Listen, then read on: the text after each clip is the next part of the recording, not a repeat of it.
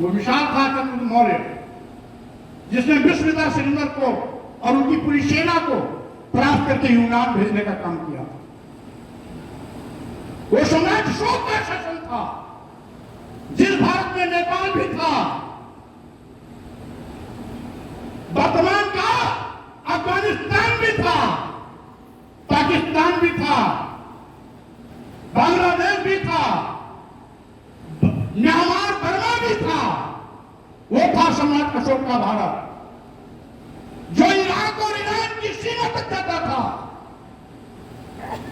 आज भारत को छोटा करते करते आधे से ज्यादा आपने खत्म कर दिया। ये कौन लोग इसके दोषी हैं? आपने तो हमें पढ़ने लिखने का कार्य नहीं दिया था। आपने तो हमारा तलवार छीनने का, तलवार उठाने का कार्य भी नहीं दिया था। आप ठेकेदार बन गए थे। जब आप ठेकेदार बन गए तो भारत गुलाम बन गया।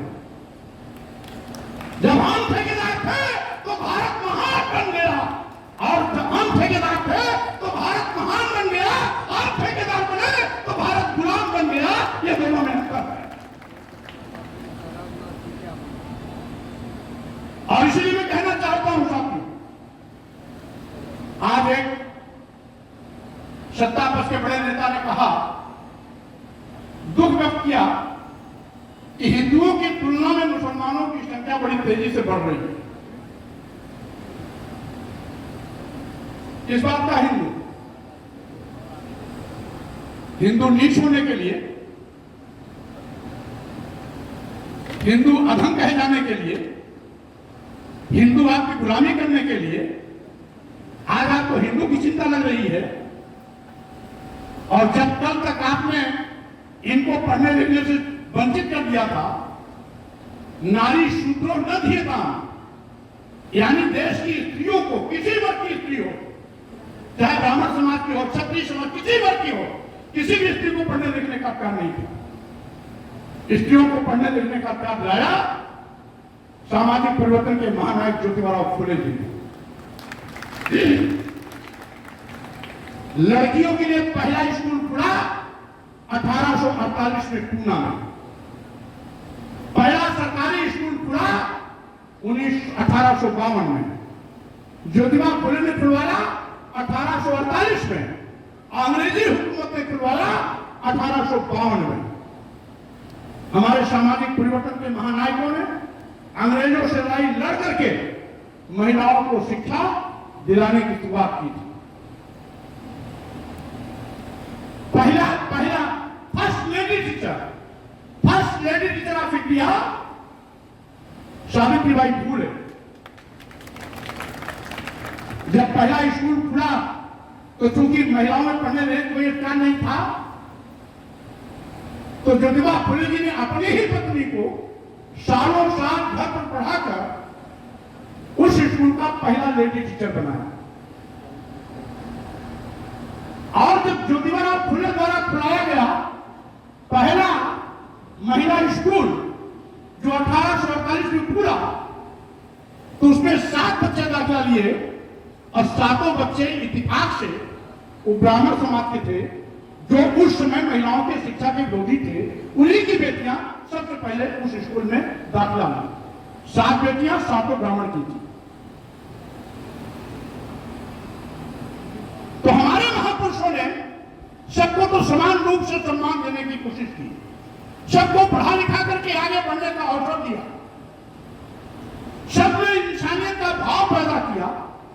हम सब इंसान हैं, न कोई ऊंच है, न कोई नीच, न कोई छोटा, न कोई बड़ा, बल्कि हम सब एक हैं।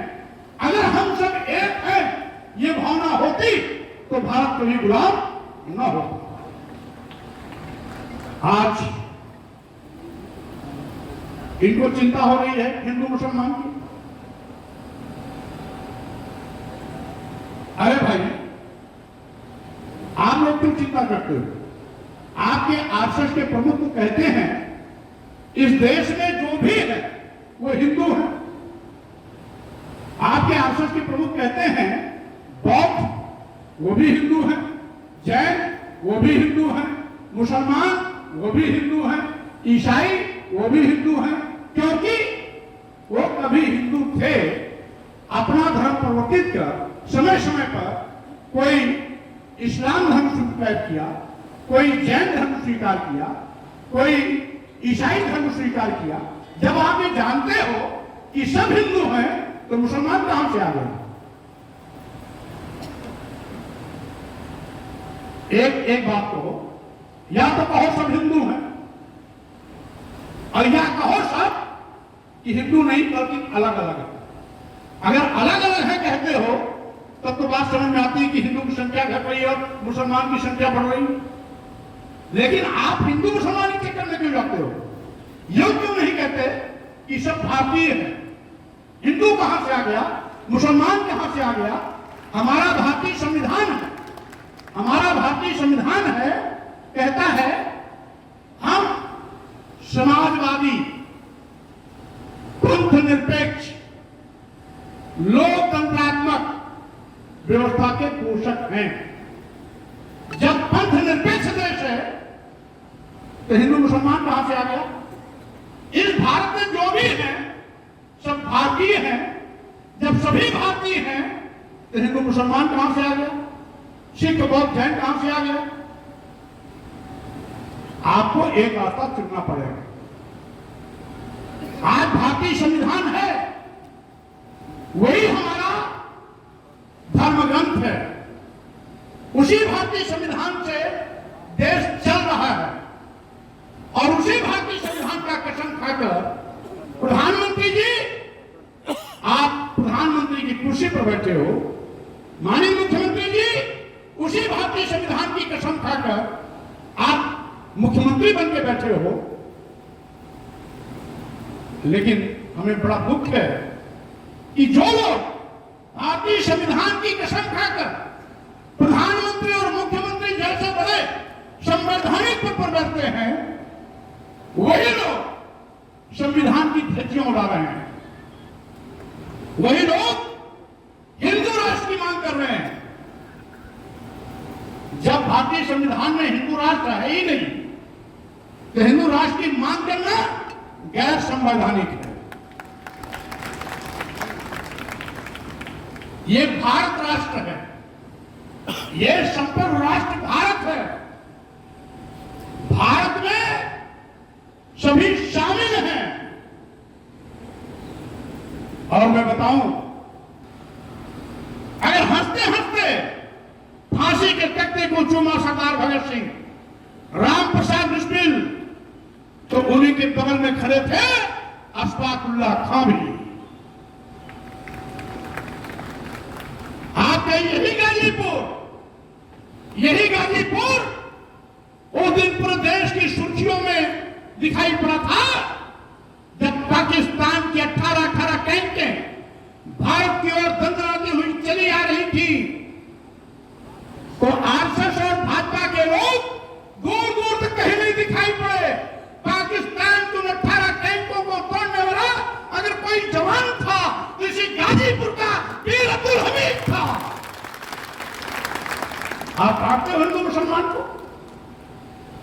पाकिस्तान को जब जरूरत पड़ी है तो वीर अब्दुल हमीद जैसा नौजवान आगे आया है। देश की आजादी के लिए जब हमारे देश के तमाम लोग हंसते हंसते फांसी के तख्ते को चूम रहे थे तो उनके साथ में अशफाकुल्लाह खां दिखाई पड़ा था। कर रहे हो, क्या चाहते हो? तुम लोगों की नीति ने तो पाकिस्तान बना दिया, बांग्लादेश एक नया देश दे दिया। क्या चाहते हो? फिर से भारत का बंटवारा हो? हिंदू राष्ट्र की मांग करने वाले लोग न केवल संविधान विरोधी हैं, वो भारत विरोधी भी हैं। वो भारत को बंटवारे की ओर ले जाना चाहते हैं। जो भारत को बंटवारे की ओर ले जाना चाहते हैं, ऐसे लोगों से सावधान रहने की जरूरत है। ये देश के हितैषी नहीं, ये देश के दुश्मन हैं। हिंदू राष्ट्र की मांग करना देश के बंटवारे की फिर से बीज बोना है, बीजारोपण कर रहे हैं। देश के बंटवारे का रास्ता प्रशस्त कर रहे हैं और फिर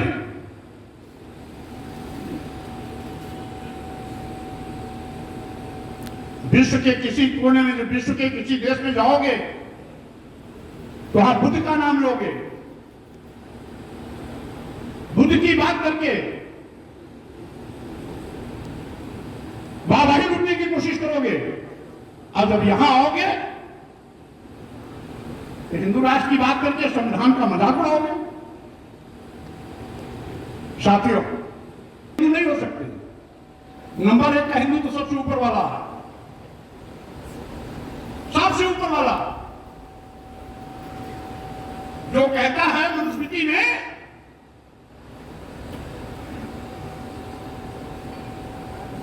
शूद्रम तु कार्य दास्यम कीतम अकीतम हुआ, यानी जो शूद्र यानी हिंदू है तो ब्राह्मण भी होगा, क्षत्रिय भी होगा, वैश्य भी होगा, शूद्र भी होगा, और शूद्र है तो शूद्र को गुलामी करने की व्यवस्था भी झेलनी पड़ेगी। हमारे सामाजिक क्रांति के महापुरुषों ने,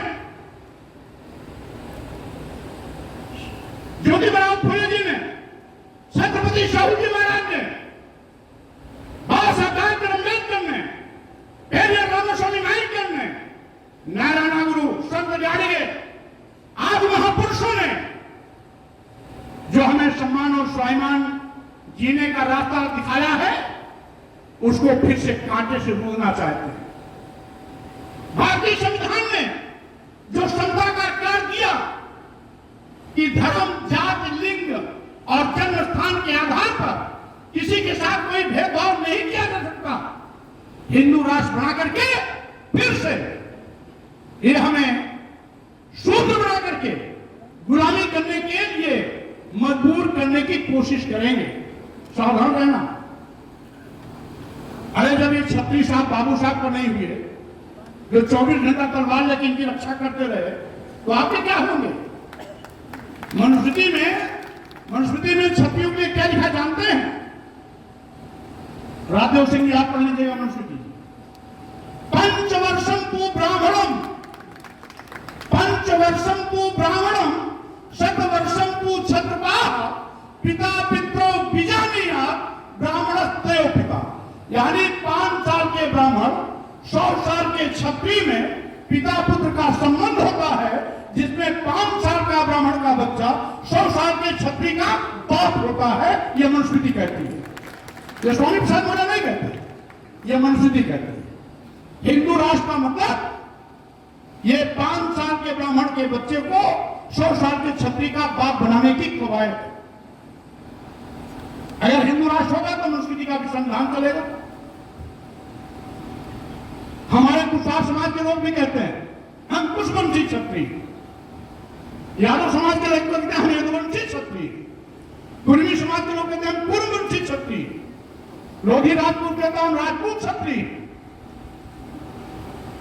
हमारे सभी बैकवर्ड समाज के लोग बारी बारी से क्षत्रिय बनने की होड़ में रहते हैं। अरे भाई, तुम क्षत्रिय क्यों बनना चाहते हो? इंसान हो क्या इतना ज्यादा ये महत्वपूर्ण नहीं है क्या? इंसान होना ही सबसे बड़ी चीज है। तुम इंसान हो गए, समझ लो सबसे बड़ी उपलब्धि पा गए। इंसानियत के रास्ते पर चलना सीखो, इंसान बनो। और क्षत्रिय बनोगे तो 5 साल का ब्राह्मण आपका बाप होगा। आप 100 साल के हो जाओगे तो आपको उसको पिता कहना पड़ेगा। ये आपकी धर्म के नाम पर आपकी व्यवस्था को ढोना पड़ेगा, लाचारी आपकी होगी। अभी आप भारतीय नागरिक हो, राजदेव से भी भारतीय नागरिक हैं, हम भी हो, आप भी हो, हमारे कैमरामैन वाले भी हैं, सभी भारतीय नागरिक हैं और इसलिए सब बराबर है। लेकिन जब जाति व्यवस्था हो जाएगी तो कोई ऊंच हो जाएगा, कोई नीच हो जाएगा, कोई नंबर 1 ऊंच रहेगा तो नीच वाले में कैटेगरी रहेगी, कोई नीच नंबर 1, नीच नंबर 2, नीच नंबर 3। जो सबसे ऊपर वो ऊंच, उसके नीचे जितने हैं सबसे नीच, वो सब नीच हो जाएंगे। कोई 1 फीट नीच होगा, कोई 2 फीट नीच होगा, कोई 3 फीट नीच होगा, लेकिन एक के अलावा सारे के सारे लोग नीच कहे जाएंगे। यानी ऊंच नीच, छुआछूत, भेदभाव को फिर से पैदा करने का साजिश रचा जा रहा है, इसलिए सावधान रहने की जरूरत है। साथियों, सरकार की इतनी बड़ी फौज फाकड़ा पुलिस सब देखा, सैकड़ों पुलिस के बीच में 3 किराए के गुंडे आते हैं, दे दनादन गोलियों की बौछार कर यूपी पुलिस को चुनौती देते हुए हंसते हंसते सरेंडर कर जाते हैं। पुलिस की एक भी गोली नहीं चली, क्योंकि इत्तेफाक से इस जातीय व्यवस्था में आप मुख्यमंत्री की बिरादरी नहीं पैदा हुई हो, इसलिए आपको गोली बरवाने में किसी प्रकार कोई संकोच नहीं आएगा।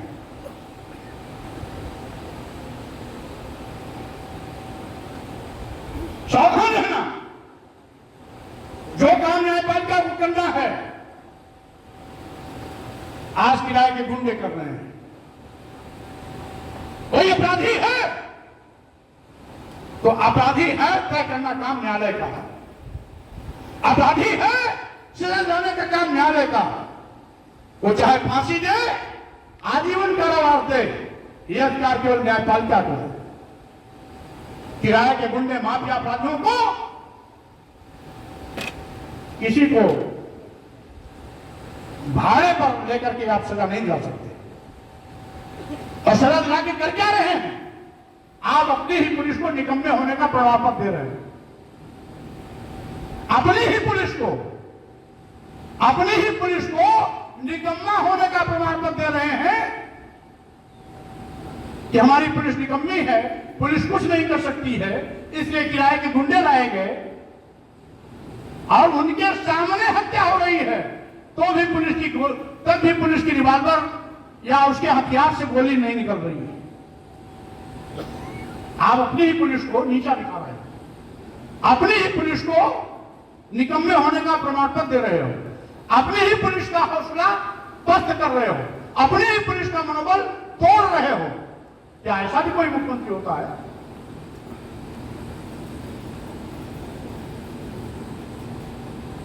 और साथियों, बात किया था, मैंने केवल इतना ही कहा था कि धर्म की आड़ में आप किसी को नीच नहीं कह सकते।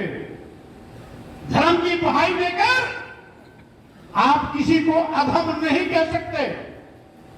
धर्म की दुहाई देकर आप किसी को पढ़ने लिखने से मना नहीं कर सकते। धर्म की दुहाई देकर किसी को प्रताड़ित करने, मारने और पीटने के लिए उकसा नहीं सकते। धर्म की दुहाई देकर आप किसी को अपमान होने के लिए मजबूर नहीं कर सकते। यही तो कहा ना। और क्या पूरा भूचाल आ गया? जितने साधु संत के वेश में सारे आतंकवादी बोलने लगे। कोई कहा स्वामी प्रसाद मौर्य का हम सिर काट देंगे, किसी ने कहा तलवार लहराते हुए कि मैं ये 5 लाख की तलवार खरीद के लाया हूं जिससे कि मैं स्वामी प्रसाद मौर्य की हत्या इस तलवार से कर दूं। किसी ने कहा कि जो स्वामी प्रसाद मौर्य की हत्या करेगा उसको 51 करोड़ देंगे, किसी ने कहा 51 लाख देंगे, किसी ने कहा 21 लाख देंगे।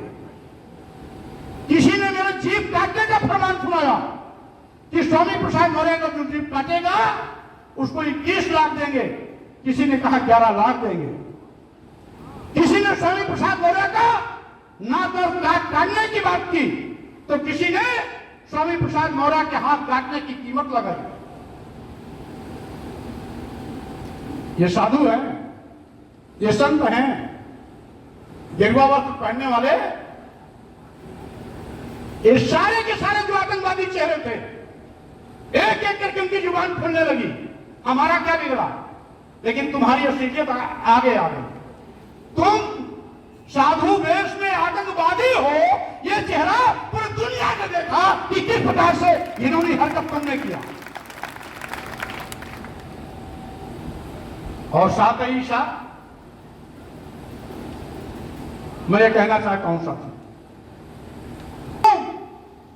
समाज के सम्मान और स्वाभिमान की बात आएगी तो स्वामी प्रसाद मौर्य कवच बनकर के सबसे आगे खड़ा होगा।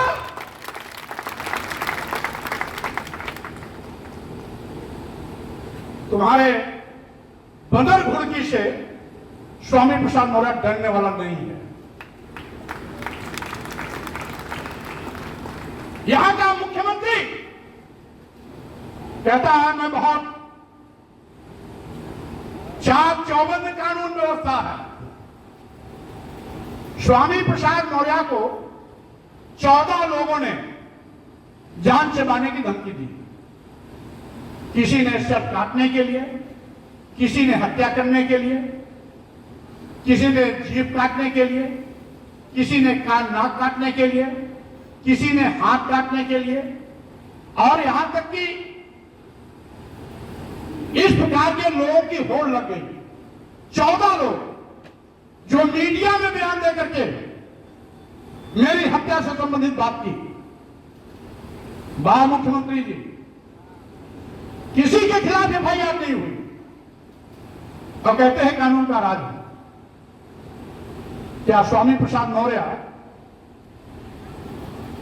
आपके बिरादरी में नहीं पैदा हुए तो स्वामी प्रसाद मौर्य क्या कसूर है?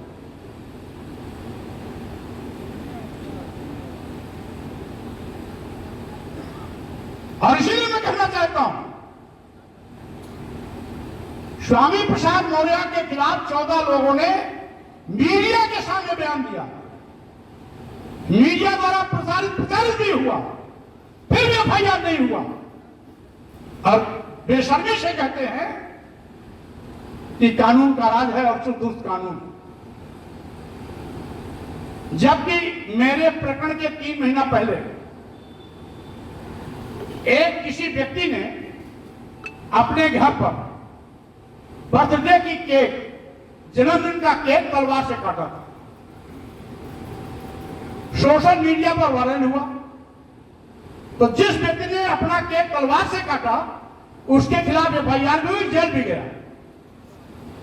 लेकिन स्वामी प्रसाद मौर्य के खिलाफ 14 लोगों ने हत्या करने का फरमान जारी किया, किसी के खिलाफ एफआईआर नहीं हुआ। क्यों? क्योंकि स्वामी प्रसाद मौर्य को ये आज भी कूड़ा करकट समझते हैं, आज भी नीच समझते हैं, अधम समझते हैं, शूद्र समझते हैं, इंसान नहीं समझते हैं। अगर इंसान समझते होते तो सारे के सारे 14 लोगों के खिलाफ एफआईआर दर्ज हुई होती और जेल की सलाखों में गए होते। इसलिए साथियों,